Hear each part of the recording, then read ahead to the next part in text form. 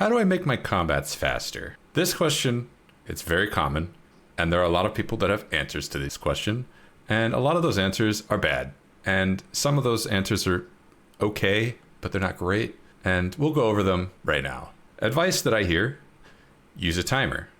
Using a timer is not something that I would recommend for two reasons. Using a timer is a bit punishing your player, and using a timer doesn't really solve the problem. It just kind of masks it. Other advice that I hear, ask your players to go faster. Ask them to be mindful of their time. Tell them they're taking too long. Now, there are situations where a player is taking too long. If they get distracted, like if they're on their phone during their turn, which is incredibly rude, or if they're chatting with someone else about something that's not the game, it's okay to get their attention. Tell them, hey, it's your turn. What are you doing? Focusing them is fine. Asking them to be faster, that does not make players faster. That does not make players take their turns faster. It makes them annoyed, resentful, maybe, not faster. I mean, if it did make them go faster, that would just be in the book. That would just be like standard how to play this game. If you're a dungeon master and it's a player's turn, tell them to go faster all the time. Like, that's not in the book. You won't find that advice in the book anywhere. You won't find that advice in the DMG. You'll find, in fact, quite the opposite of that. Some really bad advice that I hear is to give the player suggestions on what they can do on their turn.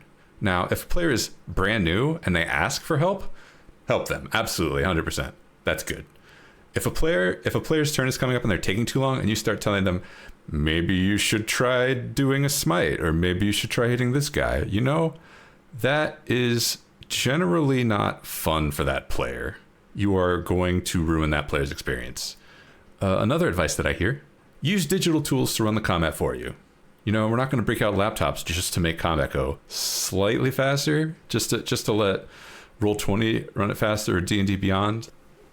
I also hear, talk faster. Tell your players to talk faster, narrate less, do less descriptions, just get through the combat. And that makes this seem like something that you're doing out of obligation rather than out of fun. This combat is something that you need to get through as fast as possible. Is that true? If that's true, maybe the problem isn't with the narrations. Maybe the problem is with combat. Now, narrating can be tedious if you're doing too much of it, but is that really what's making your game slow? My game is too slow. Well, have you tried role-playing less? Like, other advice that I hear, that is, it's fine, but it doesn't solve the problem, but there's nothing wrong with it. Players' turns are coming up. Let them know ahead of time. Your turn, it's player A's turn. Player B, you're on deck. Okay, that's fine. Let people know that their turn is coming up. Let them plan ahead. There's nothing wrong with it. Other advice that I hear, roll your dice all at once at the beginning of your turn. So if you're attacking, roll your damage dice when you roll your attack dice. That might save a few seconds. Nothing wrong with that, but it's also not really the problem. You could also pre-roll your dice, which, sure, save a few seconds. Nothing wrong with it. It's technically true. It's worth noting that this is a problem that even the Dungeon Master's Guide acknowledges. It suggests things like, tell your players the stats of your monsters so that they know up front what they're dealing with. Try giving your players recaps when their turn starts. Now you're adding the Dungeon Master having to recap the turn? That seems like it would make combat slower. And also, that shouldn't help if the players are paying attention. That seems like it's solving the problem of, what if my players aren't paying attention? If my players aren't paying attention, give a recap at the start of their turn. But that's not the question we're answering.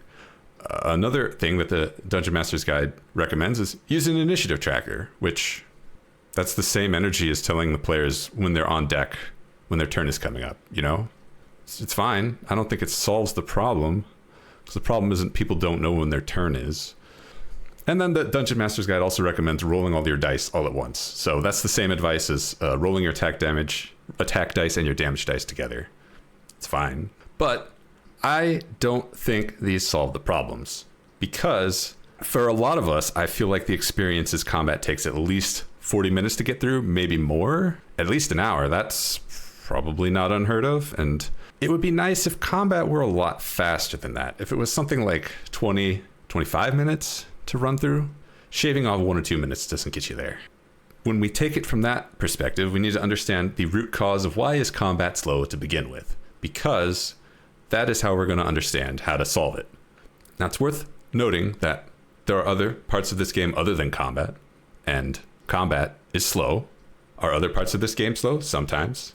I have certainly seen shopping episodes where the entire game is people buying because buying stuff takes 2 hours.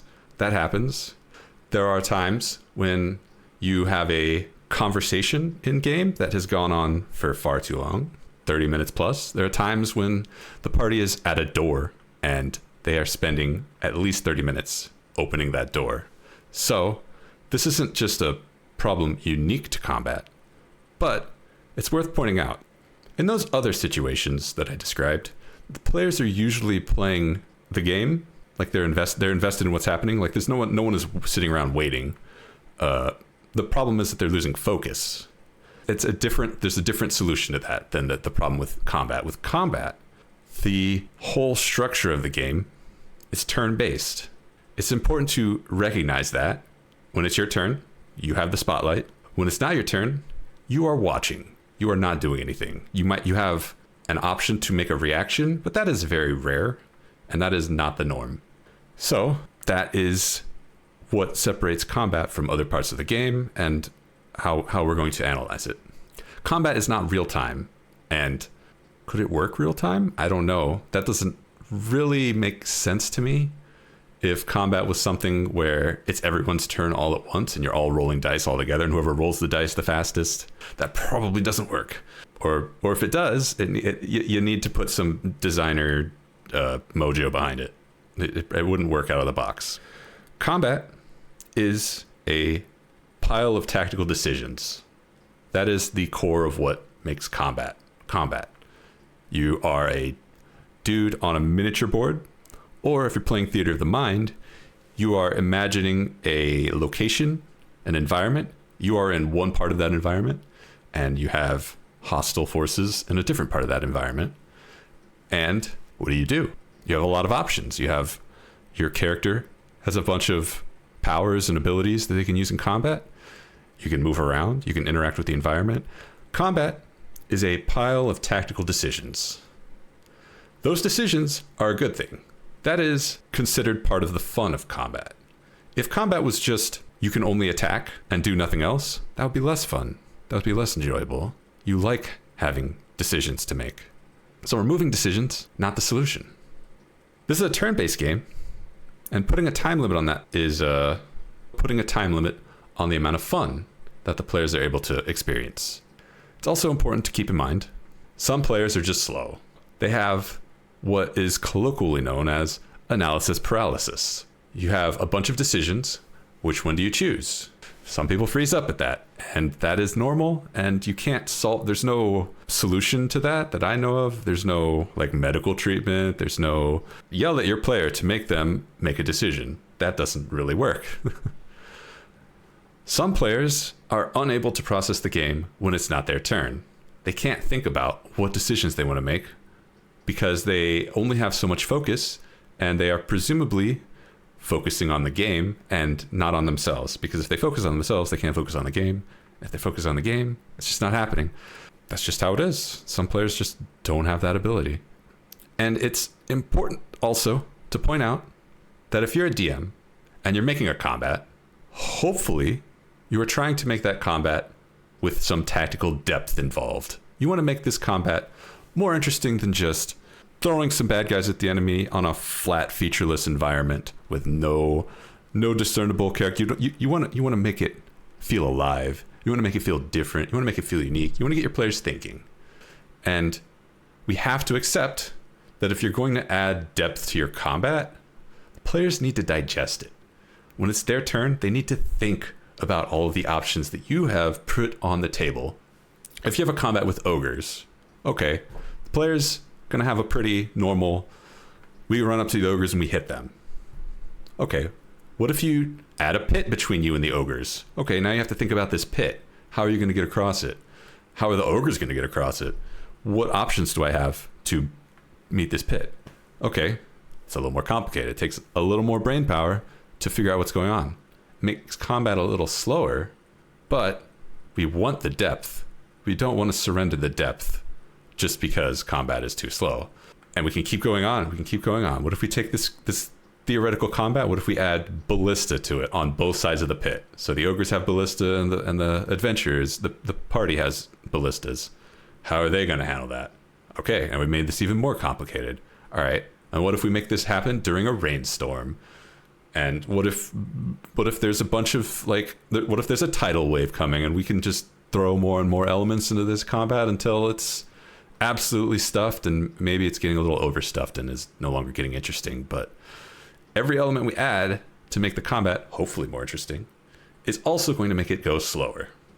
And we don't want to put ourselves in a situation where our only choice is to make combats as flat, featureless, and boring as possible just so people can get through combat. All right. Unfortunately, there is no easy solution to this problem. Unlike a lot of other problems that D&D has faced, this one is very much rooted in the design of the system and is very difficult to change. There's no oh, it's simple. Initiative, just don't roll the dice and then everything is fast. Oh, combats are slow, just use this one monster and everything's fast. There's no solution. So at some level, bad advice is the best that we can do. And that's sad, but okay, that's the reality. We just have to accept that that's how the game is designed. And for some tables, that's all you need. Just accept that the combat is slow. That's life. There are some options in the Dungeon Master's Guide for alternatives that are intended to speed up the game. So there's an alternative initiative system known as initiative scores, which is just basically taking a passive initiative score and using that. That doesn't really speed up the game, but it's in the Dungeon Master's Guide, so I'm saying it here. There's also side initiative, which is every player goes at the same time, and then every monster goes at the same time. Now, this kind of opens up the idea of breaking down the turn-based paradigm that is D&D combat. It doesn't, but if the players can go in any order, why can't they just go all at once? You know? So how do other games tackle this problem? In particular, how do board games tackle this problem? Because board games are turn-based games. A lot of board games are turn-based games. They have the same problem, and how do they deal with it? Well, the easiest solution that board games have is they limit the game size. You can only have up to 4 players at a lot of board games. And one of the reasons is because if you have more than that, then the game takes forever. Can we do that for D&D? Probably not. Kind of have our hands tied there. Another thing board games do, give spectators, people whose turn it isn't, give them something to do. Give them more opportunities to intrude on the game and do stuff. And even if that makes the game slower because people are constantly interrupting, at least people are participating. So there's less need for your turn to be the only source of fun. If you have more ways to interrupt when it's not your turn, you have more opportunities to get fun. Another option that board games do is to just make the game more spectatable. When it's not your turn, you don't care because there's so much happening that you don't mind that it's not your turn. You'd rather it not be your turn for a long time because it's just it's fun. And obviously the way we do that is we go to our players and we tell them to be more entertaining. Yeah, get right on that. Probably not going to fly in D&D. Other way that board games kind of tackle this problem, they restructure the game to reduce the amount of waiting time that there is. Doing that is not simple either. In Dungeons & Dragons, that requires big changes to how initiative works. That requires players to be able to act independently because otherwise we have a bottleneck, and that bottleneck is the Dungeon Master, and we can't give the Dungeon Master more attention span, we can't give them more focus. So the only way that we can really squeeze more seconds out of our combat is to put less demand on the Dungeon Master. There are also other tabletop games. We can probably learn from those a little better. So how do other tabletop games handle their combat? In some games, like Powered by the Apocalypse games, there's no initiative system at all. In fact, combat is resolved the same way you resolve everything else. You want to sneak hide these guards? Run through the sneak system. You want to fight these guards? Roll the fight system. It's the same rolls, it's the same energy, it's the same speed. You can get through that stuff really fast if the players are focused. Something that Fantasy Flight games do, they use an initiative system that is kind of similar to Dungeons & Dragons, but they're a little more flexible with how they handle things. So you roll initiative and you create a player slot, and anyone can go in that player slot. So you can basically you can swap initiative with your party as much as you want, endlessly. And this does speed things up because it lets people who are ready go immediately, and it lets people who need more time to plan their turn, gives them the opportunity to ask for more time. There are other systems out there that have fancy initiative systems. I think one notable one that I can think of is Shadow of the Demon Lord, which has the fast and slow initiative system. You can go now, but if you do, you have less actions. Or you can go later, and if you do, you get a full turn. Same energy, where we're letting players who are ready go now, and we're letting players who need more time to think go later. And we keep that in mind while we're approaching this problem. We need to think of the bottlenecks in the system that are slowing the game down.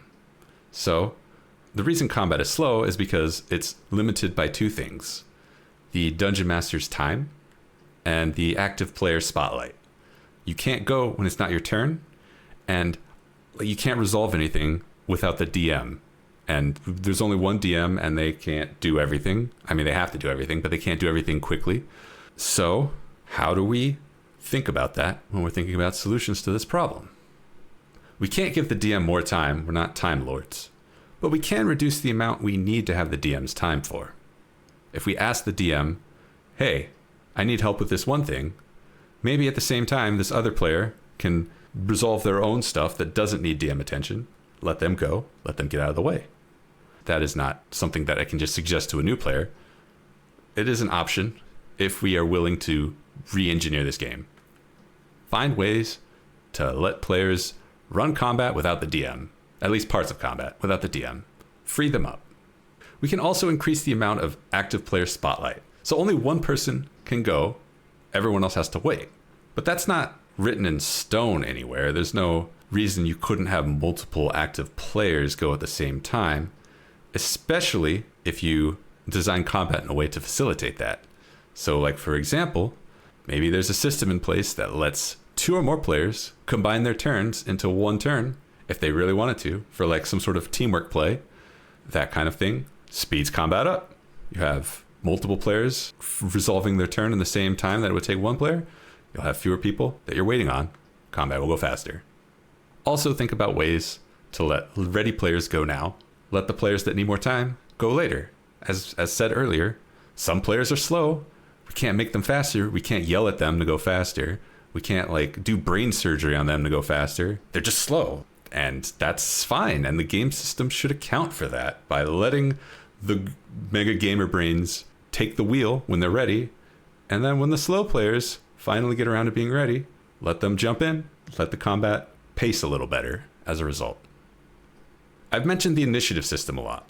It works fine in small games. D&D is not a small game. Initiative is kind of holding combat back. And what can we do about that? Not much, besides ripping it out. And that's, I don't know. That's not something you can just tell new players. You could try adding incentives for the players to be faster.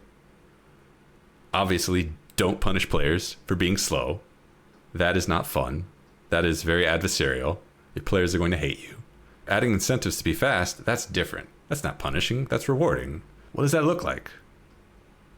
I don't know. Maybe there's a homebrew system, someone has done this, I don't know. Someone would need to design that. Maybe you could give out inspiration if you're fast, but I feel like that's not really what inspiration is designed for. Yeah, gotta design something.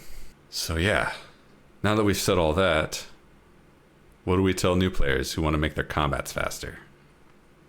Sorry.